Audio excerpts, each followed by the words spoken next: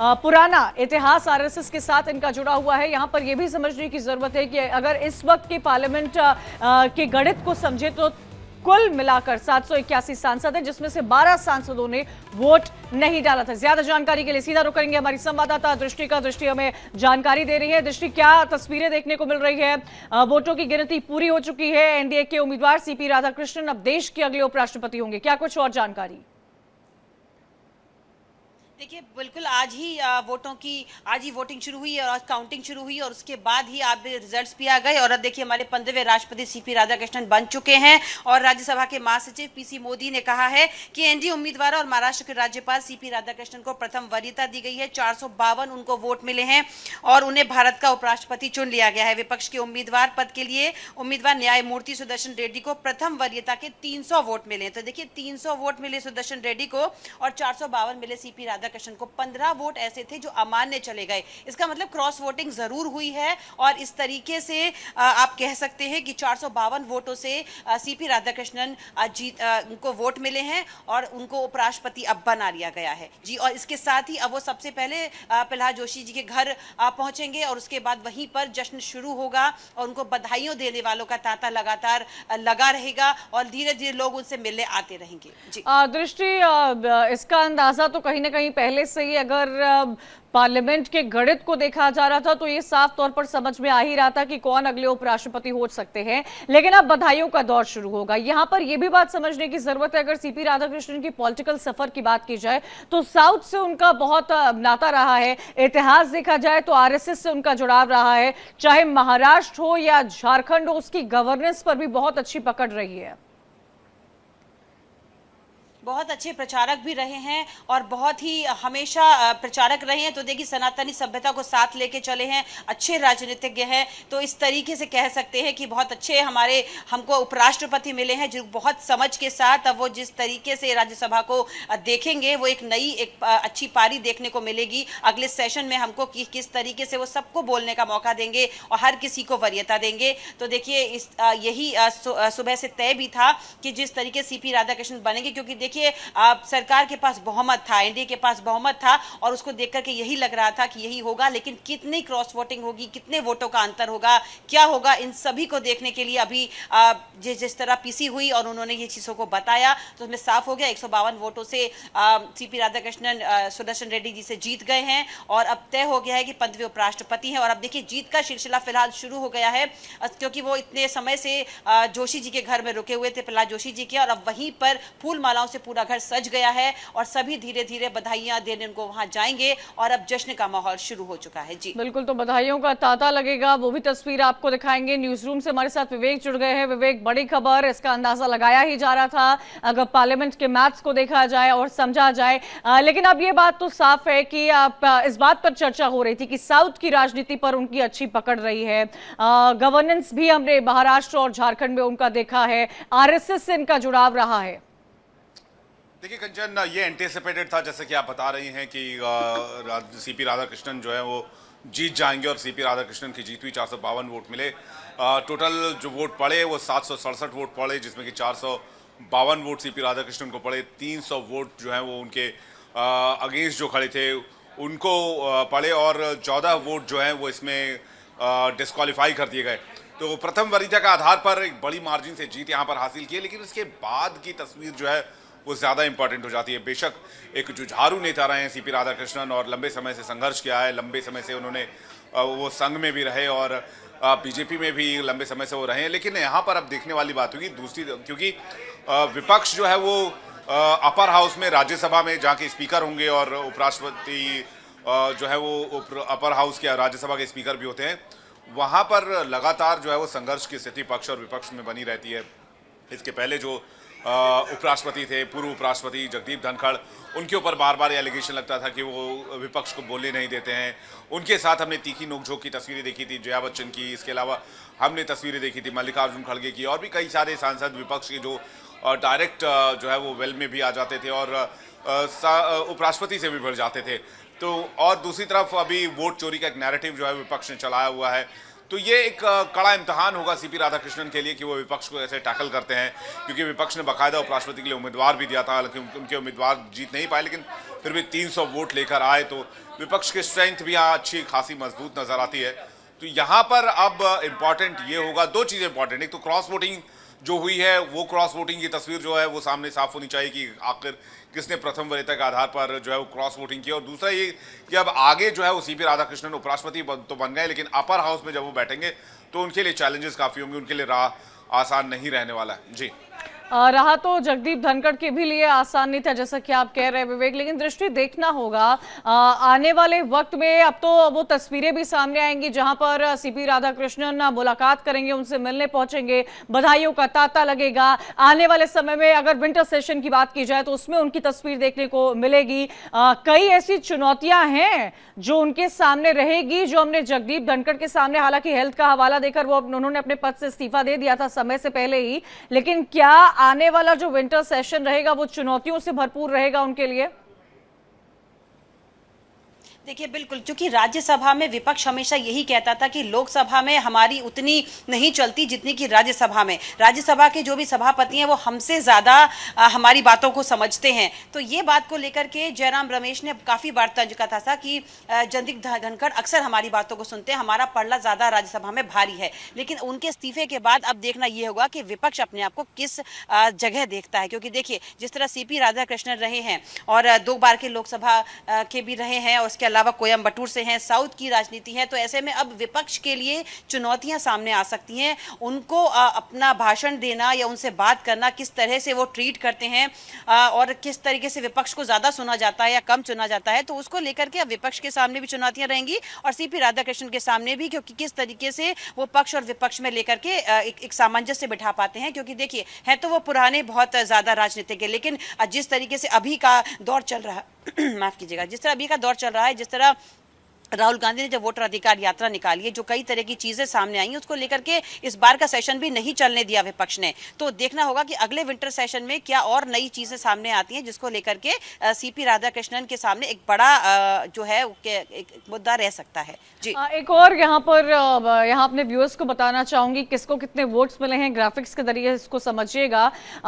452 vote जो है वो सीपी राधाकृष्णन को मिले। दृष्टि एक बात तो साफ है कि जितनी उम्मीद लगाई जा रही थी कि इनको इतने नंबर आ सकते हैं, उसको बाईपास किया है। तो क्रॉस वोटिंग एक ऐसी चीज है जिसको विपक्ष लाइटली नहीं लेगा। ये आत्ममंथन करने का वक्त एक बार फिर से इंडिया अलायंस के सामने ये एक बहुत वक्त आ गया है कि वो अपनी तमाम चीजों को लेकर आत्ममंथन करे।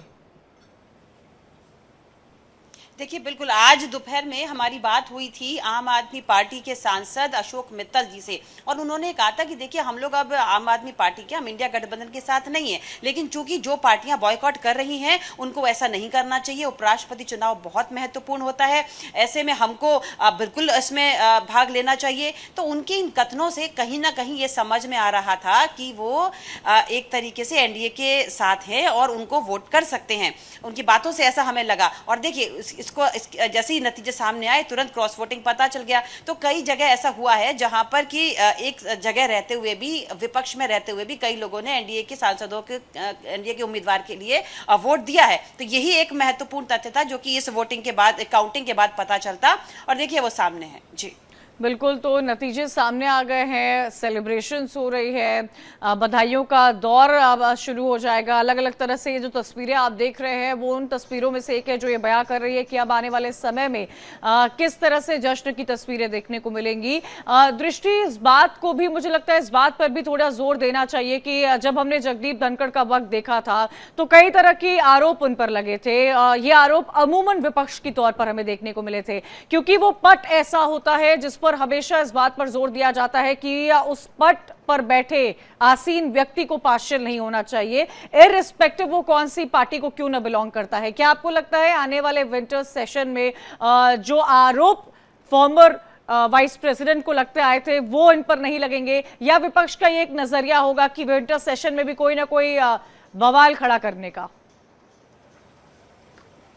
देखिए, बिल्कुल हमेशा से जिस तरह विपक्ष ने ये कहा था कि हमारी बातों को नज़रअंदाज किया जाता है लोकसभा में, लेकिन राज्यसभा में हम लोग अपने आप को एक सुदृढ़ स्थिति में पाते हैं, क्योंकि जगदीप धनखड़ हर बात पे बहुत ही मुखर तरीके से बात करते थे। वो ये नहीं देखते थे कि वो किस पार्टी से हैं, वो सिर्फ अपनी विचारधारा को लेकर के चलते थे। तो उसको देखते हुए बहुत बार उनका कभी कभी सरकार के कई मंत्रियों से भी आमना सामना हुआ। वो कभी ये नहीं देखते थे कि जो बात सही है वो सिर्फ उसी का एक पक्ष करते थे। तो अब देखिए, देखना ये होगा, इस चक्कर में कभी कभी उनकी प्रधानमंत्री से भी या कभी कभी कई मंत्रियों से भी कई तरह की हॉट टॉक्स हो जाया करती थी, लेकिन वो अपनी बात पे अड़े रहते थे। इसी को लेकर के विपक्ष हमेशा ये कहता था कि ऐसा क्या है, क्योंकि वो उनके लिए ज़्यादा अच्छे थे। लेकिन अब देखिए, जिस तरह सीपी राधाकृष्णन हैं, उनके सामने इस तरह की कई सारी चुनौतियाँ आएंगी, लेकिन अभी भी विपक्ष इस बात को उठा रहा है कि आखिर जगदीप धनखड़ की गद्दी पे आज सीपी राधाकृष्णन जी आसीन हो गए हैं, तो ऐसे में जगदीप धनखड़ कहाँ हैं। तो इसको लगातार विपक्ष इस मुद्दे को उठा रहा है, लेकिन आने वाले विंटर सेशन में फिर इस मुद्दे को उठाया जाएगा, ये बात अभी से हमको दिखाई देती दिख रही है। तो ऐसे में उनके सामने कई चुनौतियां आएंगी, जिससे विपक्ष के स्वरों को सुन करके उनको सही तरीके से उस बात को सामने रखना होगा और हर किसी को बराबर का एक दर्जा देना होगा। तो ये वो किस तरीके से कर पाते हैं। सीपी राधाकृष्णन बहुत ही सधे हुए नेता हैं। तमिलनाडु में उनका जन्म हुआ है और आरएसएस से उनका जुड़ाव रहा है। 40 साल का सियासी सफर रहा है, तो अलग अलग राज्यों को बहुत ही करीबी से देखा है, पूरे देश को बहुत करीबी से देखा है। तो उस पद की गरिमा को, उस पद को होल्ड कर पाना, वो तमाम आरोपों से ऊपर उठकर, ये उम्मीद तो कहीं ना कहीं जरूर लगाई जा सकती है दृष्टि की आने वाले सेशन में वो एक बदलाव जरूर देखने को मिलेगा। बिल्कुल, आपने बिल्कुल सही कहा। बहुत ही सधे हुए, बहुत ही क्षम्य व्यक्ति हैं वो, और जिस तरीके से वो बातों को सुन के समझ के बात करते हैं, क्योंकि कई बार हम लोग का उनसे बातचीत भी हुई, आमना सामना भी हुआ है, तो बहुत अच्छे तरीके से उन्होंने हर चीज़ को सामने रखा मीडिया के। तो उस तरीके से देख के लगता है कि वो बहुत अच्छे से हैंडल कर पाएंगे, बता पाएंगे और अपनी बातों को सामने रख पाएंगे। और मुझे लगता है कि पक्ष और विपक्ष दोनों को वो सही तरीके से राज्यसभा में हैंडल भी कर पाएंगे, उनके मुद्दों को भी रख पाएंगे और चला भी पाएंगे। ये इसमें कोई भी दो राय नहीं है। और अब देखिए, आने वाले विंटर सेशन में ये सेशन अच्छा ही जाने की उम्मीद की जा सकती है। इस तरह की कोई भी ऐसी बात सामने नहीं आएगी, ऐसा हमें आज हमारी पूरी उम्मीद है कि विपक्ष उनके अगेंस्ट में भी कुछ बात को करे। जी, चाहे महाराष्ट्र हो, चाहे झारखंड हो दृष्टि, अगर उनके राजनीतिक सफर की बात कर ली जाए यहाँ पर, जिसकी हम लगातार चर्चा कर ही रहे हैं, चाहे महाराष्ट्र हो, चाहे झारखंड क्यों ना हो, हमारे साथ प्रदीप भंडारी जुड़ गए हैं, बीजेपी के प्रवक्ता हैं, उनका मैं रुख करना चाहूंगी। स्वागत है प्रदीप भंडारी जी आपका। सीपी राधाकृष्णन एनडीए के उम्मीदवार, देश के अगले उपराष्ट्रपति, बधाइयों का दौर लगातार चालू हो गया है, बधाइयों का तांता अब तो देखने को मिलेगा। देखिए, बहुत बड़ी जीत है ये। जीत कॉन्स्टिट्यूशनल वैल्यूज की जीत है। ये जीत उन सभी लोगों की जीत है जो ऐसे लोगों में विश्वास रखते हैं, जो समाज की सेवा करते हैं। और ये हार उस विचारधारा की है जो देश की यूनिटी और इंटेग्रिटी के खिलाफ थी, उस विचारधारा की है जो देश में नक्सलिज्म के खिलाफ फाइट को कमजोर करने की बात करती थी। पर साथ में ये बड़ी बात है कि हमको सिर्फ और सिर्फ हमारे एनडीए के ही नहीं, परंतु विपक्ष के लोगों ने भी सीपी राधाकृष्णन जी का वोट डालते हुए समर्थन किया है। ये दर्शाता है कि भले कोई व्यक्ति राहुल गांधी के कैंप के अंदर हो, परंतु उसका दिल एनडीए के कैंडिडेट के साथ में था। ये ऐतिहासिक जीत है। प्रदीप जी, क्या आपको लगता है आने वाले समय में जो तस्वीरें या जो आरोप विपक्ष की तरफ से लगातार इस पद पर बैठे व्यक्ति पर हमने देखी है, आने वाले विंटर सेशन में वो नहीं देखने को मिलेंगे? निष्पक्षता एक बहुत बड़ा मुद्दा रहा है। देखिए, वो फ्रस्ट्रेटेड लोग हैं। राहुल गांधी के आसपास की लॉबी, जयराम रमेश जी तो वादा कर रहे थे 315 वोट उनको मिलेंगे, अब तो उनके पास 315 भी नहीं आए। तो पहले तो वो इस बात का फ्रस्ट्रेशन निकालेंगे सबके सामने कि भाई उनके खुद के कैंडिडेट, उनके खुद के एमपीज ने उनके कैंडिडेट के लिए वोट नहीं किया। तो अब क्या जयराम रमेश इसको भी या राहुल गांधी इसको भी वोट चोरी बोलेंगे? ये बड़ा सवाल है प्रदीप जी। क्या आपको लगता है क्रॉस वोटिंग एक बहुत बड़ा मुद्दा है जिस पर अब विपक्ष को बैठकर मंथन करना चाहिए, आत्ममंथन करने का वक्त आ गया है विपक्ष के लिए अब? नहीं, ये वापस से एक राहुल गांधी अभी मलेशिया में हॉलिडे करने गए, वापस से एक हॉलिडे लेंगे और वहां पे आत्मचिंतन करेंगे। तो सीपी राधाकृष्णन ने सुदर्शन रेड्डी को मात दी है, जीता है। इन सब के बीच में ये भी प्रदीप उम्मीद लगाई जा रही है कि जितने आंकड़े थे उन आंकड़ों से बढ़कर सीपी राधाकृष्णन को वोट मिला है। ये क्या दर्शा रहा है? चलिए, तो आपको बता दें कि सीपी राधाकृष्णन जो है वो देश के अगले उपराष्ट्रपति के तौर पर अब चुने गए हैं। भक्तों यहाँ पर बधाइयों का तांता तो साफ तौर पर देखने को मिलेगा। दृष्टि लगातार ग्राउंड से हमारे साथ जुड़ी हुई है। दृष्टि, आप सोचिए, भारतीय जनता पार्टी की तरफ से भी ये साफ तौर पर कहा जा रहा है कि अब इस क्रॉस वोटिंग को विपक्ष क्या कहेगा, इस क्रॉस वोटिंग को इंडिया अलायंस क्या कहेगा?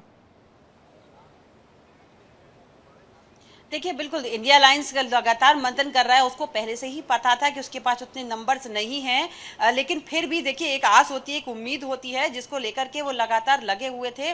और हालांकि ये नाम का ऐलान पहले से ही तय था, लेकिन हाँ, एक मंथन करने की बात है कि जो क्रॉस वोटिंग हुई है वो भी देखना चाहते थे कि कितना हुआ। अब देखिए, अब ये तो गुप्त मतदान होता है, लेकिन इसके बाद में कभी जाकर के ये पता चलता है कि अगर किस सांसद ने किस उम्मीदवार को वोट दिया, तो उसमें ऐसे में ये भी होता है कि पार्टी, उसका नाम अगर सामने आता है तो फिर उस पर एक अनुशासनात्मक कार्रवाई भी की जा सकती है, या जो भी एक पार्टी अपनी तरफ से देखती है। एक मंथन करने वाली बात भी होगी कि ऐसा क्या हुआ जो क्रॉस वोटिंग हुई, और ये सारी बातें अभी फिलहाल ये सब चीजें इस वोटिंग के बाद, काउंटिंग के बाद अब देखने को मिल सकती हैं। जी दृष्टि, उनको सिर्फ आरएसएस से ही उनका जुड़ाव नहीं है या सिर्फ गवर्नेंस का ही चर्चा नहीं होनी चाहिए जब हम उनके पॉलिटिकल सफर की बात करते हैं? मुझे लगता है कई पद पर वो रहे हैं, वो खुद सांसद रह चुके हैं, तो सदन और सदन की कार्रवाई को बखूबी से समझते हैं। वो अध्यक्ष पद पर भी रह चुके हैं। वो तमिलनाडु की राजनीति, पूरे साउथ इंडिया की अगर राजनीति की बात की जाए, क्या आपको लगता है कि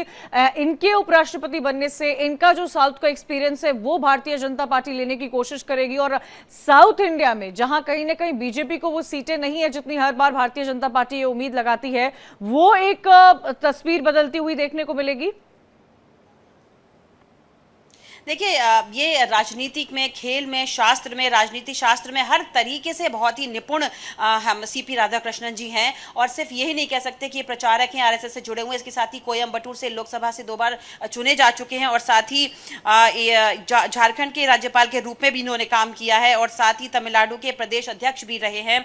तो देखिए, कुछ समय के लिए तेलंगाना और पुदुचेरी के अतिरिक्त प्रभार में भी ये रहे हैं, और 31 जुलाई 2024 तक वो महाराष्ट्र के राज्यपाल का पद भी संभाल रहे हैं। तो देखिए, बहुत पुरानी इनके पास हर तरीके का एक अनुभव है, और कह सकते हैं कि बहुत ही सधे हुए तरीके से ये राजनीति को देखते हैं, और इनका नज़रिया बहुत अलग रहेगा। और मुझे लगता है कि जिस तरह की चुनौतियां इनके सामने विंटर सेशन में आएंगी, उनको बखूबी ये निभाएंगे, और बहुत अच्छे तरीके से देखेंगे, क्योंकि देखिए जो विपक्ष है उसमें बड़े अनुभवी सांसद हैं, तो वो भी इनके बारे में जानते हैं, तो वो भी इस तरह की बातें को बहुत ही अच्छे तरीके से करेंगे, जिससे कि संसद की गरिमा बनी रहे और सब कुछ चीज़ें ठीक से रहे, क्योंकि इनका बहुत ही एक पुराना अनुभव है जिसको लेकर के ये सबके सामने है। तो देखिए, अब देखने वाली बात होगी विंटर सेशन में कि अपर हाउस को किस तरीके से ये लीड करते हैं। जी दृष्टि, सत्ता पक्ष के लोगों को तो जानते ही हैं, लेकिन विपक्ष के भी लोगों को बखूबी से समझते हैं सीपी राधाकृष्णन।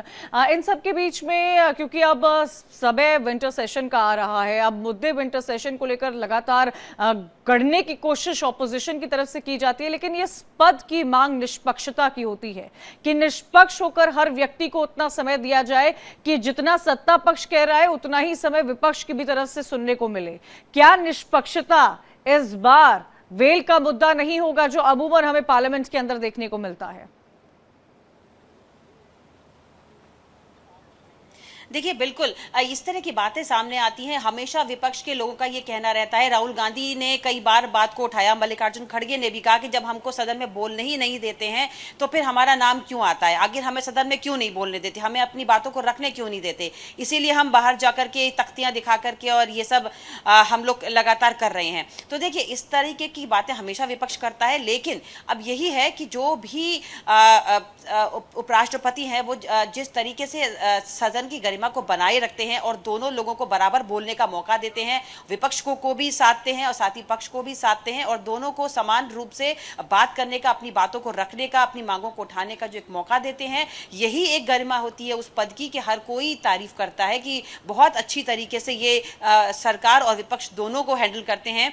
तो यही अब चीज़ें आप विंटर सेशन में देखिए सामने आएंगी कि किस तरीके से इनकी पहली जो क्लास कह सकते हैं वो रहती है, और जिससे विपक्ष भी अब सरोकार रखेगा और उनको भी उम्मीदें होंगी कि सीपी राधाकृष्णन है तो अच्छी तरीके से उनको भी सुना जाएगा। जी बहुत शुक्रिया दृष्टि आपका जानकारी देने के लिए। तो सीपी राधाकृष्णन इस देश के अगले उपराष्ट्रपति होंगे, चुनाव हो गया है, वो चुनाव जीत चुके हैं। इन सब के बीच में हमें ये भी समझने की जरूरत है कि जिस तरह से उम्मीद लगाई जा रही थी उससे कुछ वोट्स ज्यादा मिले हैं। क्रॉस वोटिंग एक ऐसा मुद्दा है जिस पर आज बैठकर इंडिया अलायंस को और गठबंधन को मंथन करने की जरूरत है। By dividing the total number of first preference votes secured by both the candidates by 2 and then adding 1 to the quotient, the said quota was 377. As all of you are aware, the value of votes for the presidential election is 1.